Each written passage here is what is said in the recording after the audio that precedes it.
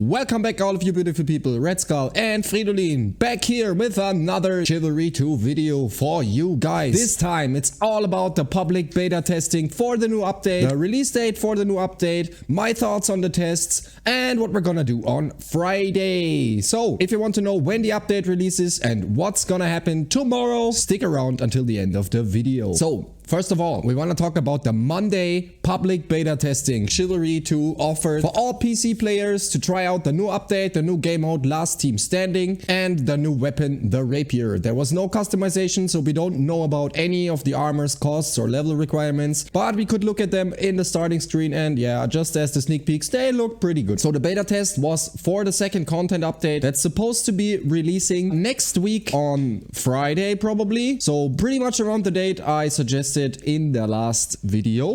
So I'm pretty close here with my assumption. I myself was not very impressed with the performance of the beta test itself. The servers were horrible. The frame rates were super bad actually. And yeah, it wasn't like a very good experience, but it was kind of more like a stress test I feel, and to get a feel for the new mode and maybe sneak peek the new weapon. I couldn't really get into a lobby of Last Team Standing that was playable for me and my buddies at all. So we mostly went into the also enabled 1v1 duels queue, the arena mode, and we could find out some of the changes because there were no patch notes given to us, so it wasn't really clear which changes were intended and what felt different due to bad server performance and game performance. So we kind of had to guess what happened with the game, but I think we got a pretty like extensive list of changes that have been made. First thing first, turn caps. That's every abuser's favorite topic to talk about in Chivalry 2, so it's mine too. Turn caps on slashes felt a bit harsher, so it wasn't as easy to drag slashes and axle slashes anymore. So that might mean a slight nerf to dragging, which would get nerfed even more then, because dragging isn't really a point in high level duels. It's more about axles and being fast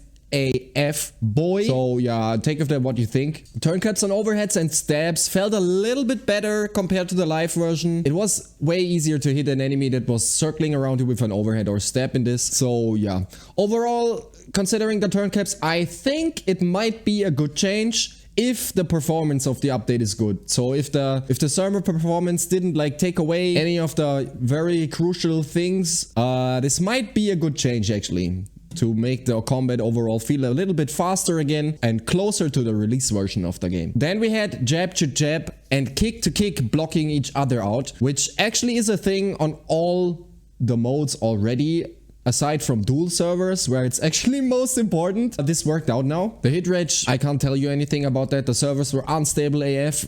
We most of the time got matched into NA servers from Europe, so the ping was also a huge factor on the NA servers, so we couldn't really see if hit rate was any better than before, but we'll see. Now we're gonna talk about some specific weapons. I recognized some changes and I'm not sure about all of these, so don't take this for like the holy water or anything, but I'm pretty sure about some of these. The Maul, the biggest of all bonks, felt a little bit faster. It might be due to the not as harsh turn cap on not swinging. So while not swinging, you could turn way faster than right now. Overall, the Maul felt a little bit faster. I'm not completely sure if this is a change in the game or if it's a buff for it. But yeah, it definitely felt like it was faster. The shovel also felt a little bit faster again. Again, I'm not sure if this is intended or if this, you know, that's just my assumptions and my observations. The Greatsword has a new stab animation. It's more snappy now and faster.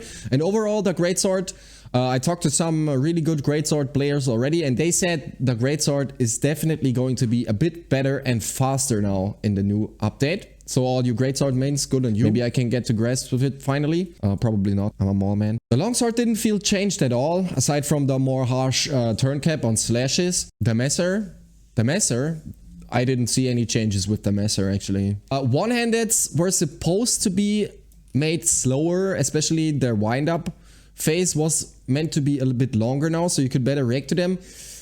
Playing the one-handed sword, I couldn't really find or see any difference. I don't play a lot of one-handed sword, but I haven't heard anyone actually say, oh wow, one-handed sword got a nerf, it's worse now. It will probably still be pretty damn fast and a pretty damn good weapon for anybody that knows how to use it properly. So the big thing of this test, aside from the last team standing mode, which we'll talk about later, was of course the new one-handed weapon. The Rapier is a footman only weapon. You can only get it on the man-at-arms, so you get a Rapier and a medium shield. We tried it out pretty extensively, I've gotta say. It felt a bit weird to use. Let's talk about the Rapier's attacks first. So you've got, of course, you got a slash, you've got a stab, you've got an overhead, and you've got a special. The special actually is the coolest idea of the whole weapon actually. When you press Q while not sprinting with the Rapier, your character does a slight back lunge, like a shorter back dodge, and jumps forward to stab again. It does the same damage as a stab, but it's pretty cool and might be very useful to actually do a little bit of footsies and swashbuckling, as we Europeans like to call it, like jump in and out of range, stab at the tip of the edge, and whatever. So, however, the hitbox of most of the Rapier's attacks felt pretty weird, especially the stab hitbox might be a bit off. Sometimes it felt like hitbox was shorter than the actual weapon model, so it felt very, very short, nearly like a cudgel or a mallet. It's like, it felt really, really hard to get in and stab somebody. The stab actually, of course, is the best attack the Rapier has. It does 50 damage. The slash does 25 and 35 on a heavy. The overhead does 35 damage on a light and 45 on a heavy. The stab does 50 damage on a normal and 65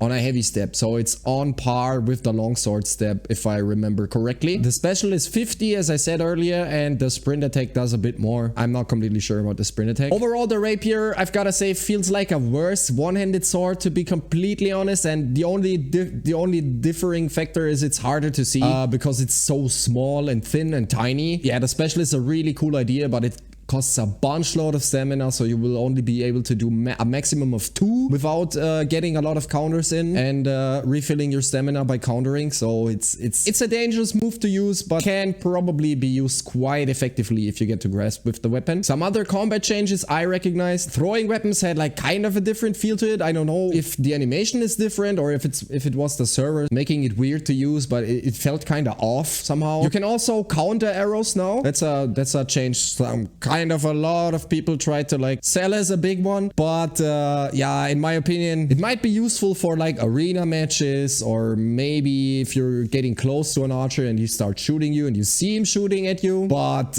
against an archer on a TO map that actually knows how to play his class and where to hide and where to stand and shoot far and is able to land far shots, it won't do much to help against the obnoxiously strong archers. So yeah, they'll stay a menace and they'll stay annoying. Yeah, you can counter arrows now. That's the thing. There are some changes to movement that are pretty big, I think. The biggest one, of course, has to do with crouching and jumping again. Now, all of you guys watching know, crouching in Chivalry 2 costs stamina. And while you're crouching, you cannot regenerate any stamina. Jumping doesn't cost anything and doesn't hinder your ability to regenerate stamina at the moment. But with Content Update 2, you will still not be able to regenerate any stamina while crouching, but it doesn't cost anything anymore. But now jumping costs stamina. Quite a lot, actually, more than a crouch at the moment. Make of that what you want. In my opinion, it would be better to either make both cost something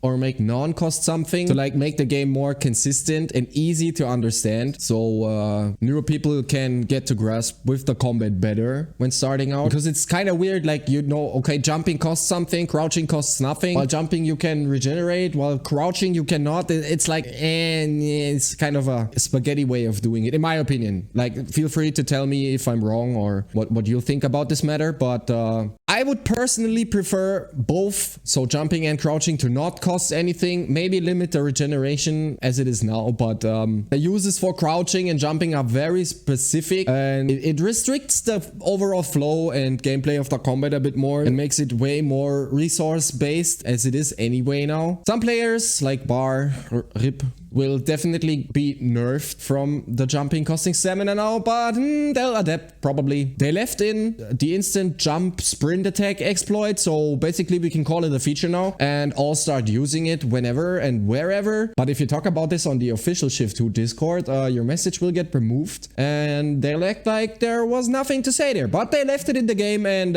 yeah, maybe jumping costing stamina is actually a nerf to this and they want to leave it in, but yeah, okay. Overall, the combat in the beta test felt a little bit faster and snappier. Reminded me more of the release version of the game. As I said, I don't exactly know what has been changed, but it didn't feel bad to do like moves and things on my own in the test. But yeah, the servers started going downhill as soon as there were other players on screen. Even the duels, the 1v1 servers were kinda for the beta test. We'll see. Pretty soon, actually. All right, DLSS and in-game performance. So I have an AMD graphics card, which doesn't allow me to actually test out DLS because that's not a feature for AMD cards. But everyone I talked to that has an RTX graphics card and tried switching on DLSS said it didn't do much for them. Probably because the servers and the beta test were so badly optimized and performing. Yeah, overall, if the performance of the actual update is as worse as the beta test we had, that's not a good sign. We need better performance, not worse. Please, please, please, please. Please do it. So finally, let's talk about the new game mode they showcased with this beta test. And it was Last Team Standing. We had Courtyard, Fallmeyer's Village stage, the Fighting Pit and Warden Glade as maps for Last Team Standing. And I've got to say, it's a good idea. I was kind of hyped for the Last Team Standing mode, but there were some flaws, I feel like. Like if only one guy is remaining on the enemy team, the marker isn't really clear. So there,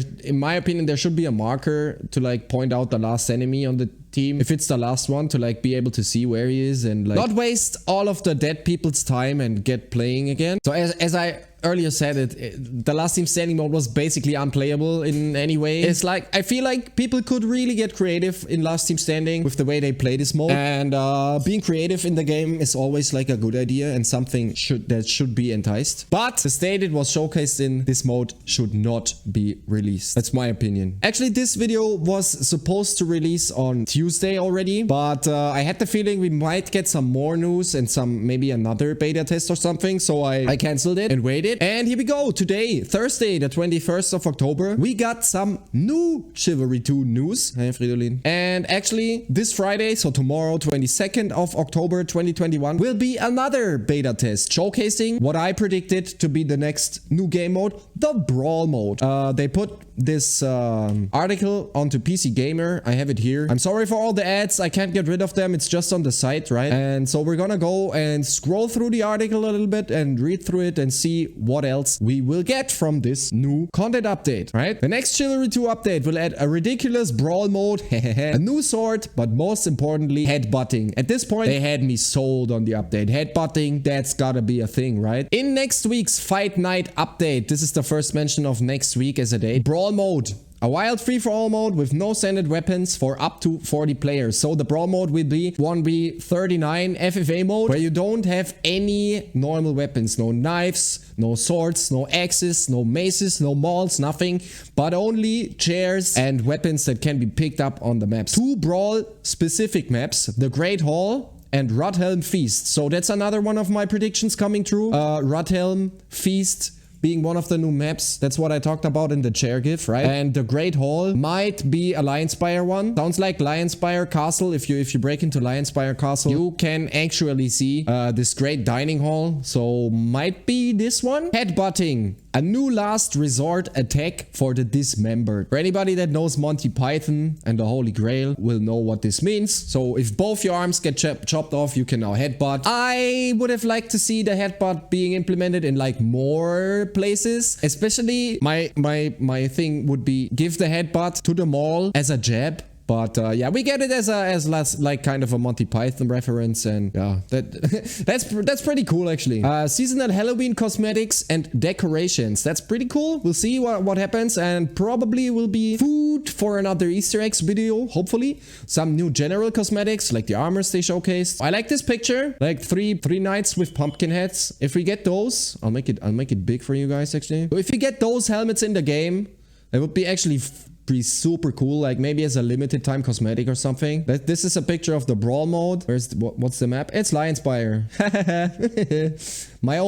My own prediction confirmed 2 minutes after talking about it. In terms of new cosmetics being added in this patch, Torn Banner tells me that they include new armor sets, an Agatha Tournament Knight, Mason Tournament Knight, Mason Dreadmare, Mason Ravager. Hopefully these are Vanguard armors. I hope so, because the Mason Vanguards do have not a good amount of armors. A bunch of new helmet skins, Pot Helmet, Brawler, Great Bassinet, Germundbu, Leather Helmet, Pointed Bourgeoisie, Closed Bourgeoisie, Lobster Tail Bourgeoisie, and a Tsishage. What the fuck are these names actually? New female armor skins and new weapon skins like the Arming Sword, Blunt Club, War Club, and Fauchard Glaive. We don't know exactly which day the Fight Night update will drop, but Torn Banner says to expect it next week to kick off ahead of Halloween. So probably the 26th is still a pretty accurate date. Maybe some days later, let me see. The 26th would be Tuesday. Maybe they'll do like 1-2 days later, Thursday probably. So somewhere between Tuesday and Friday next week will be the release for content update 2. Yeah, tell me down in the comments what you think about the content update. Tell me if you played the beta test, if you experienced something different than me, or if I forgot something you experienced, and just feel free to add it. I'm going to be streaming the Brawl Mode beta test on Friday from 8 on in Europe, in Germany, and we'll see what we can get out of this. If we can find some things, if we can have some fun rounds in this, right? Okay. So, as always, if you liked the video, if you enjoyed the content, if you find it informative or anything, leave a like on the video. Remember, subscribe to the channel. It really, really helps me out continuing to do this and figure out what you guys and people want to see. I'm Red Skull. I'm streaming 3 times a week live on YouTube, Monday, Wednesday, and Friday, 5 p.m. Central European Standard Time. Remember to come by and say hi in the chat. I've been Red Skull. This has been Fridolin. See you tomorrow.